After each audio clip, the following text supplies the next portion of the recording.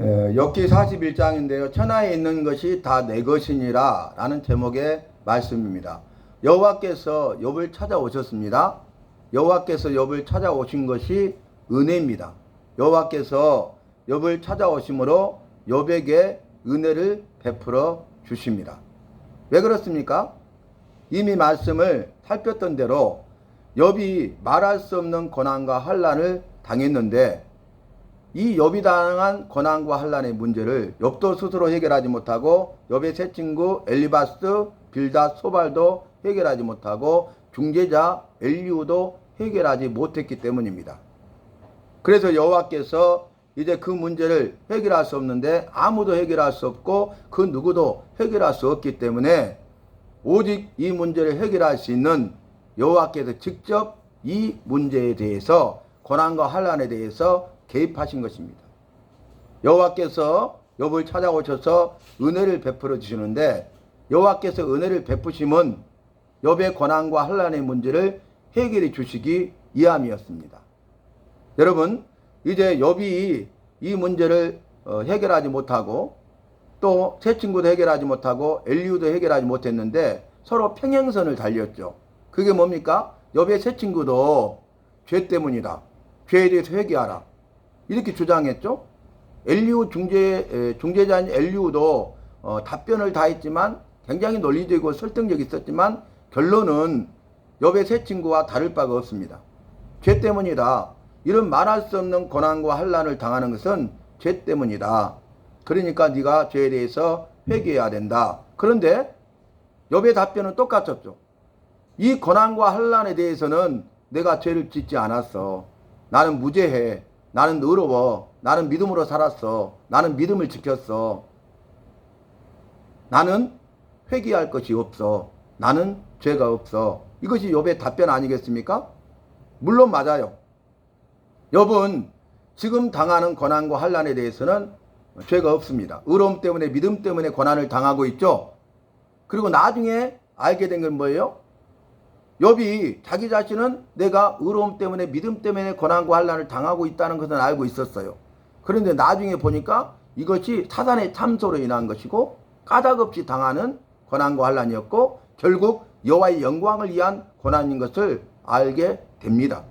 그래서 욥이 당하고 있는 이 고난과 환난은 다시 한번 정리한다면 믿음 때문에 의로움 때문에 사단의 참소 때문에 까닭없이 여호와의 영광을 위해서 당하는 고난과 환난이 틀림없습니다. 그런데 그의 답변은 뭐였어요? 나는 죄가 없다. 나는 의롭다. 나는 회개할 것이 없다. 계속 주장했잖아요. 엘리바스가 말하면 그렇게 말하고 대답하고 빌닷 그렇게 대답하고 소발 그렇게 대답하고 또 엘리바스 빌닷 이렇게 하잖아요. 중재자 엘리후도 마찬가지죠. 그러니까 일관성 있게 답변했던 주장했던 내용이 뭐냐면은 나는 의롭다. 나는 죄가 없다. 나는 믿음으로 살았을 뿐이다. 그러니까 회개할 필요가 없다. 이걸 주장했잖아요. 그런데 여호와께서 찾아오셨어요. 찾아오셔서 욥에게 말씀하십니다. 내가 천지 만물을 창조했다. 천지 만물을 창조한 것을 쭉 이야기하면서 내가 이것을 지을 때 너 어디 있었냐?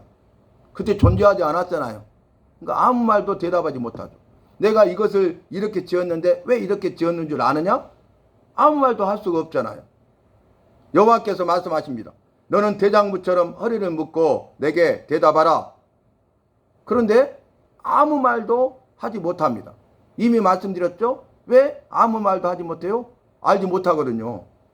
아무것도 아는 게 없거든요. 그러니까 아무 말도 할 수 없어요. 그리고 나서 이제는 지으신 생물, 짐승, 그 다음에 새에 대해서 말씀하시죠? 기억나시죠? 그래서 이것을 지었는데 내가 이렇게 지었어. 왜 이렇게 지은 줄 알아? 아무 말도 하지 못하죠. 그리고 이제 40장 말씀에서는 베못을 보라 하면서 베못에 대해서 설명합니다. 베못은 하마입니다. 하마. 하마 아신가요? 동물의 왕국 보면은 하마가 나오잖아요. 그러니까 하마가 얼마나 강력한지 몰라요? 크죠? 그리고 사나워요. 그리고 이 턱이 엄청나게 강해요. 그리고 이빨이 큽니다. 견고합니다. 그래서 어떤 짐승도요 하마를 건들 수가 없어요. 하마를 건들다가 하마가 달라들잖아요. 도망가 버립니다. 강력하죠. 그러면서 베못 하마를 보라. 내가 이렇게 만들어서 이렇게 강력한 존재로 만들었다. 오늘은 니오야단을 보라 하면서 니오야단은 악어로 생각하면 됩니다. 오늘날 악어와 비슷한 거예요. 악어보다 더 강하다고 봐야 되겠죠. 그러니까 여러분 악어를 연상하면 돼요. 그러니까 이 악어가 얼마나 강력하냐 이렇게 말씀하죠. 그러면서 온천하에 있는 모든 것이 다 내 것이다. 내가 지었기 때문이다. 이렇게 말씀하십니다. 자, 이건 뭐냐면은 여호와께서 욥에게 내가 천지 만물을 창조할 때 너 어디 있었어? 내가 천지 만물을 이렇게 창조했는데 어떻게 지은 줄 알아? 그리고 내가 모든 생물을 만들었는데 이 생물들을 이렇게 각자 다르게 만들었어. 그 이유를 알아? 아무 말도 대답하지 못하죠. 그런데 어제 40장과 오늘 41장은 베헤못에 대해서 설명하고 오늘 41장은 니오야단에 대해서 말씀하시잖아요. 하마와 악어에 대해서 말씀하십니다. 그런데 이 모든 것이 다 내 것이다. 이 모든 것을 내가 만들었다. 이 모든 것을 내가 만들고 너도 내가 만들었다. 그 말이죠. 여호와께서는 지으시고 만드신 분이, 창조하신 분이, 그리고 여호와의 모든 것들은 다 지으심을 받았습니다. 천지 만물이 지으심을 받았습니다. 지으심을 받은 것 중에 하마가 있지 않느냐, 악어가 있지 않느냐, 얼마나 강력하냐. 너는 이 하마와 악어에 비하면 너무나 연약하고 부족한 존재라는 것을 말씀하고 있습니다. 여호와께서 지으신 피조물 가운데 강력하고 그리고 그 누구도 함부로 할 수 없는 그런 피조물들이 있다는 거예요. 그리고 거기에 비하면 너는 너무나 연약하고 부족하다는 거예요. 아무것도 할 수 없다는 겁니다. 왜냐하면 오늘 본문 말씀 가운데 이런 말씀도 있잖아요. 그것이 덤벼들면은 용사라도 도망간다는 거예요. 용사는 어떤 사람입니까? 싸움에 능한 사람이죠. 용사는 어떤 사람입니까? 싸우는 사람입니다. 용사는 어떤 사람입니까? 싸워서 이기거나 지는 사람이에요. 죽거나 사는 사람이에요. 그러니까 싸워서 자기가 이기거나 지거나 싸우고야만 합니다. 싸워서 자기가 죽거나 살거나 싸우고야만 합니다. 이 사람이 용사예요. 그런데 이 용사는 싸우는 사람이고 반드시 싸우거든요. 그리고 봐서 내가 이기든 지든 싸우는 사람이잖아요. 죽든지 살든지 싸우는 사람이잖아요. 대단한 사람이죠, 용사는. 그런데 이 악어, 니오야단이 달라드니까 용사라도 도망간다는 거예요. 하물며 욥일까 보냐, 그런 말씀이 되겠죠. 그래서 여호와께서 하신 말씀이 뭐냐면은 무엇을 말씀하시냐면은 야 봐라, 하마와 악어를 봐라. 내가 이 모든 것을 만들었는데 하마와 악어는 이렇게 강력하게 만들었다. 그런데 너는 거기에 비하면 너무나도 연약하고 부족하다. 그러니까 스스로 이 싸움에서 이길 수가 없고 스스로 이 문제를 해결할 수 없기 때문에 너는 누군가의 도움이 필요하다. 너를 도와줄 사람은 나 외에는 없다. 그러므로 너는 나에게 도움을 요청하고 나를 의지하라. 이 말씀을 주시는 거죠. 다시 한번 정리할까요? 자, 너는 연약하고 부족한 존재야. 그러니까 누군가의 도움이 필요해. 너를 도와줄 사람은 나 외에는 없다. 그렇죠? 이 문제를 해결할 사람은 아무도 누구도 없었죠? 그러니까 너는 나에게 도움을 요청하라. 그리고 나를 의지하라. 여호와를 의지하되 전적으로 의지해야 되는 것이에요. 이제는 여호와의 질문을 통해서 욥이 깨달아 알게 된 것은 뭐냐면은 자기가 얼마나 연약하고 부족한 존재인가를 알게 됐죠. 그리고 나는 누군가의 도움이 필요해. 근데 나를 도와줄 분은 오직 여호와 외에는 없다는 것을 알았어. 그러니까 이제는 그 여호와께 도움을 요청해야 되고 여호와를 의지하되 전적으로 의지해야 된다는 것을 깨달아 알게 하신 것입니다. 여러분, 우리 인간은 연약하고 부족하죠. 오늘 말씀과 같이 우리는 나는 연약하고 부족해요. 여호와를 만나니까 욥이 자신이 얼마나 연약하고 부족한 존재인가를 깨달아 알게 되었다니까요. 여호와의 말씀을 들으니까요. 여호와의 말씀이 자기 안에 있게 되니까요. 자기가 정말로 아무것도 할 수 없는 사람인 것을 깨달아 알게 된 것이죠. 우리가 여호와를 만나잖아요. 그러면 내가 연약하고 부족한 존재인 걸 깨달아 알게 돼요. 여호와의 말씀이 있잖아요. 그러면 내가 아무것도 아니라는 것을 깨달아 알게 돼요. 여호와를 만나지 못하잖아요. 여호와의 말씀이 없는 자는 어떻습니까? 자기가 모든 것을 할 수 있다고 착각하고 교만합니다. 이 교만한 사람이 여호와를 만나잖아요. 그러면 내가 얼마나 연약하고 부족한 존재인 걸 알게 돼. 그래서 겸손하게 되는 거죠. 여호와의 말씀을 들어서 여호와의 말씀이 있잖아요. 그러면은 여호와를 의지하게 되는 것입니다. 내 주먹을 믿어라. 나는 법 없이도 살 사람이야. 이렇게 살았던 사람이 여호와를 만나잖아요. 그러면 겸손하게 된다니까요. 자기를 알게 돼. 자신을 알게 돼. 여호와의 말씀이 있잖아요. 그러면 여호와를 의지하게 된다 그 말이에요. 나를 믿어라. 내 주먹을 믿어라. 했던 사람이 여호와를 의지하게 되는 것이에요. 우리나라가 이제 보면 김익두 목사님이라고 계시는데 이 김익두는 건달 깡패에서 깡패, 유명한 깡패예요. 그래서 저작거리라고 저 큰 길대로 그러면 사람들이 다 통행 오고 가는 길이잖아요. 근데 그곳에 딱 길목을 지키고 있어. 그래가지고 지나가잖아요. 그러면 때려. 인사 안 했다고 때려. 그 통행료를 내라는 거예요. 그래야 통과시켜줘. 그리고 또 때려. 인사했는데요. 인사했다고 때리는 거야. 통행료 내라는 거예요. 그러니까 악명 높았어요. 사람들이 김육도 앞에서는 말하지만 뒤에서는 막 뒷담화를 하면서 막 혀를 끌고 차고 그러는 거예요. 이런 악명 높은 김익두에게 미국 선교사님이 이렇게 전도지를 주면서 예수 믿으라고 전하는 거예요. 그러니까 그 앞에서 나는 필요 없어 그러면서 다 꼬깃꼬깃 해가지고 코를 힝 풀어갖고 땅바닥에 내팽개쳐 버리는 거예요. 그랬는데요, 며칠이 지나니까요, 이 코가 불어 올라가지고 코가 애래가지고 아파서 살 수가 없는 거예요. 그런데 결국 중략하고 김육두가 예수님을 믿게 돼요. 그 마음속에 그 복음 말씀이 계속 생각이 나고요. 이것이 우연이 아니라는 생각이 들고요. 그래서 예수 믿지 않으면 안 되게끔 성령께서 강권하시니까요. 어때요? 김육두가 예수를 믿는다고, 예수를 믿게 됐다고요. 그런데 어느 날 김육두가 부고장을 사람들한테 보내서 부고장을, 김육두가 죽었다는 거예요. 소문이 바닥에 퍼졌어. 김육두가 죽었어? 그 천하의 김육두가? 왜 죽었대? 아 몰라. 그 궁금하잖아요. 김육두가 죽었다고 하니까. 그래가지고 사람들이 다 김육두 집으로 몰려들었어. 근데 아이고 또 속았구나. 김육두가 살아있는 거예요. 아이고 이제 무슨 일을 당할런고. 그때 뭐라고 합니까? 여러분, 건달 깡패였던 김육두는 죽었습니다.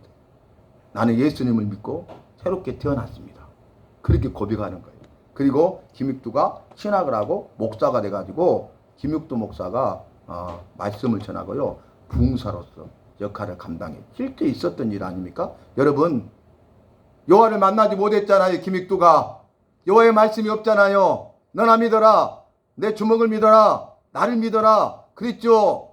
그런데 여호와를 만나니까 자기가 얼마나 연약하고 부족한가를 깨달아 알게 됐다. 여호와의 말씀이 그 안에 강력하게 역사하니까 여호와를 믿고 여호와를 의지하게 된 것입니다. 나의 연약함과 부족함을 깨달아 알아야 되는데 여호와를 만나야 내가 연약하고 부족한 존재임을 깨달아 알게 된다는 거예요. 여호와의 말씀을 듣고 여호와의 말씀이 있어야 내가 여호와를 의지하게 된다는 것이에요.